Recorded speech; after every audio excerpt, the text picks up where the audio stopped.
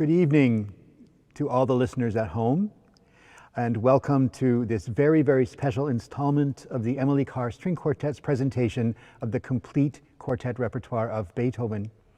The Emily Carr String Quartet, along with all of us here involved at Christchurch Cathedral, would like to acknowledge that we are fortunate and privileged to be playing for you and bringing this program to you from the traditional lands of the Lekongwen people. Now, it's almost futile to try to point out what is the zenith, what is the apex of any repertoire in Western music. But I'm going to do just that because it is usually thought of, or at least many chamber music aficionados and string players will say, that the Beethoven string quartets themselves give us the zenith of string quartet achievement. Certainly they continue to influence every composer of string quartets, from Beethoven through Brahms, through Bartók, through Shostakovich. And among these quartets, it's usually said that the zenith of achievement is in fact the Parnassus of the last string quartets. And amongst all of these, it's often said that Opus 131 is, in the words of Schumann, the extreme boundary of all that has hitherto been attained by human art and imagination. So in itself, it's kind of a holy grail of string quartet repertoire. And just a few little words about this. It takes us back into the world of late Beethoven. And by this time, Beethoven was still relentlessly experimental, innovative, and a maverick, but he had very, very little left to prove. It was interesting to read, however, that he was continually plagued not only by health issues, which we know well about, but also by financial worries and concerns, family difficulties, which we'll talk about perhaps at another time. But still he managed to immerse himself so completely in the writing of these quartets that nothing like them has ever been heard before since. Certainly this is the case with Opus 131 that you're hearing this evening. With late Beethoven, we also find somebody not only in total and complete command, mastery of the instrumental genres and structures that had dominated the classical era, but also embracing fully and mastering several of the more difficult genres and techniques of the Baroque, the variations, the fugue. And his complete and total control over every note of a large-scale work from the first note of the first movement to the conclusion of the last movement is nowhere more evident than in this work that you're going to hear this evening. It begins, in fact, with a fugue. There will be people listening who are thoroughly familiar with the language of the fugue and some who may find it a bit confusing. So we'll just say that it is a form of imitative counterpoint in which it is essential to treat all of the instruments playing as absolute equal partners. And you'll hear that from the beginning. The work immediately prior to this is called the Great Fugue. In German, that's Die große Fuge, but gross doesn't mean the same thing in that language. This was considered at the time to be completely, almost obscenely, an Armageddon-like departure from everything that had ever been treasured in music. And so we've learned to love it over the intervening decades and centuries. But this fugue is completely different. By the time we get to Beethoven's beginning to compose this work, he has completed a selection or a collection of 3 quartets that were commissioned and written for somebody else. I read in one history that Beethoven was now free to pursue this work in his own way. But according to absolutely everything else I've ever read, Beethoven never felt anything but free to compose a work in his own way. And if his patrons complained about it, they would be put very firmly in their place. And certainly he did that more as he got older rather than less.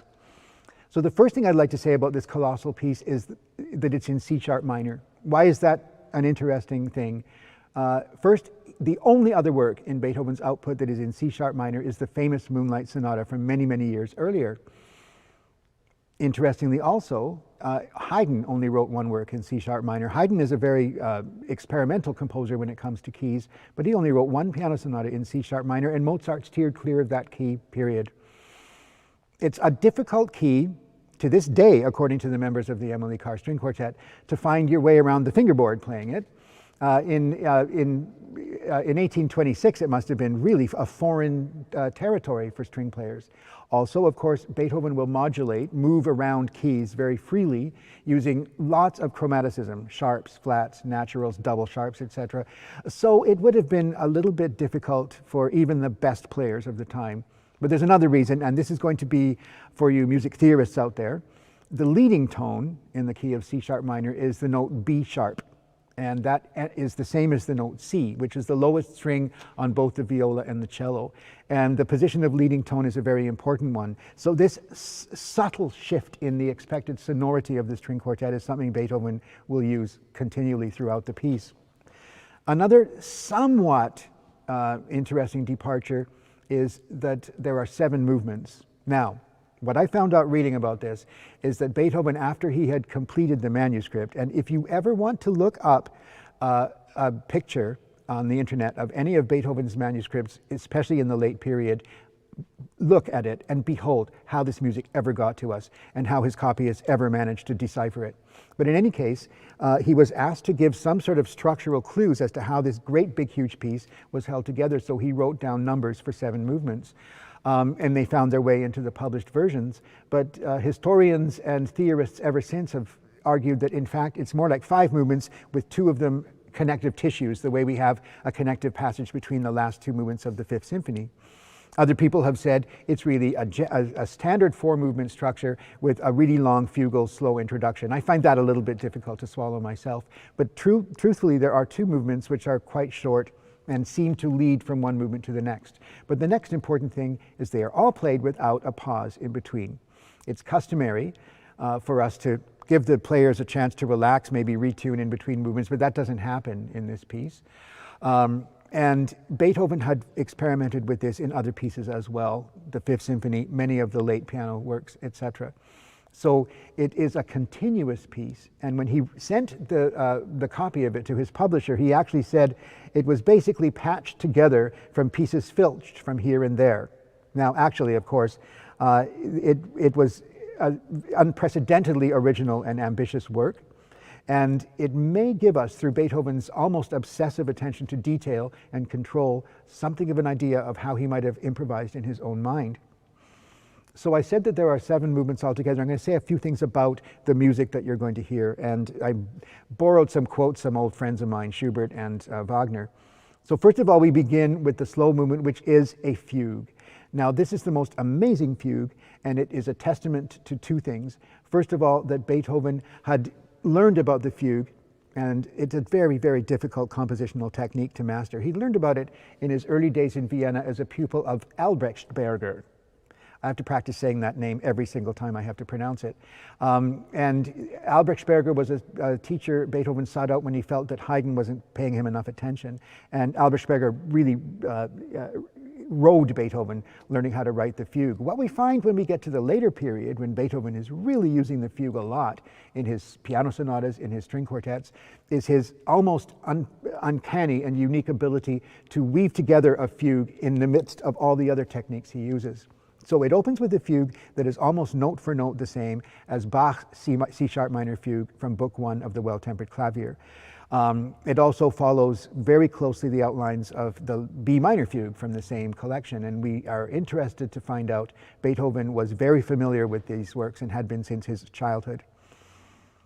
And as of around 1817, which is 9 years before this work was completed, he was making the fugue, he had a sort of second incarnation of being a fugue student. So in this movement, which is in my mind a very yearning movement marked adagio ma non troppo e molto espressivo, really slow but not too slow and really expressive, Wagner was moved to say that surely this is the saddest thing ever said in notes. You can listen to that and see for yourself. It's very haunting, and it will in fact permeate the subsequent movements. We'll then have an allegro molto vivace, which moves up and down in terms of its key and has been described as being a music of euphoric joy and gratitude. The third section is only 11 bars long, and it recreates in instrumental music the feeling of a recitative, which is Beethoven had already done incredibly in the Ninth Symphony. In other words, an instrumental attempt to create the free rhythms of speech. It sets up the slow movement. And this is a set of variations, a deeply expressive set of variations in different meters and tempos on a sublimely simple theme that's presented by the violins in tandem. There will be a presto, and the presto is in effect the work's scherzo. Now, by this time, you already have noticed, none of these genres and structures is really unusual for the classical era. Beethoven did not depart from them in the late period. He simply explored all the different boundaries and all the different possibilities that they had. So There's also this passage that permeates it, which is marked molto poco adagio, which means a lot, a little slow. The Emily Carr String Quartet will have come to their own decisions as to how to interpret this very unusual marking, but we're also going to have a sound which is a little unearthly, and although we don't think it's unprecedented in terms of its never having been used before in violin playing and string playing, it is when the bow is moved to the bridge, sul ponticello, and it creates this sort of weird whistly, I like to think of it as whistling in a graveyard actually. It always sounds sort of spooky to me. And one wonderful writer put it this way, the sound of the 20th century, and sul ponticello will become almost a cliche in string writing in the 20th century, the sound of the 20th century came into the ear of a composer who had been deaf since 1816. Amazing. So the Presto will fade into a brooding, solemn, mysterious adagio sixth section that will introduce the finale. And the finale, interestingly enough, is the only movement of the whole piece that is in sonata allegro form. It will end, first of all, with a second theme derived from the first fugue subject. Interpenetration of material from one movement to another is something Beethoven experimented with years earlier in the Fifth Symphony, and he does it frequently in the late period. And then finally, by what's called a Picardy third, he ends with a happy face, although it's still somewhat unsettling to my ears, a little bit brooding. Now, two quotes I'd like to give you. The first one is this. Beethoven had as his greatest fan amongst the great musicians of Vienna a young fellow named Franz Schubert. And Schubert, when he was in the last 3 weeks or so of his life, wanted nothing more than to hear this work played. Beethoven had died the year before, and this is probably the only performance given before many years had passed. It was a private performance, and Schubert said to one of the other people listening to it, after that, what can any of us write? And the work, as I mentioned earlier, had a stupendous fan in Richard Wagner. I'm going to read this. This is more about the latter part of the quartet. This is the fury of the world's dance. Wagner stepped over he went over the top as easily as most of us step over a garden hose. This is the fury of the world's dance. Fierce pleasure, agony, ecstasy of love, joy, anger, passion, and suffering. Lightning flashes and thunder rolls, and above tumult, the indomitable fiddler whirs us on to the abyss. You may find that in the music, you may not, but what you'll definitely are about to hear is the great treat of C-sharp minor quartet opus 131, played by the Emily Carr String Quartet. Thank you so much for being with us.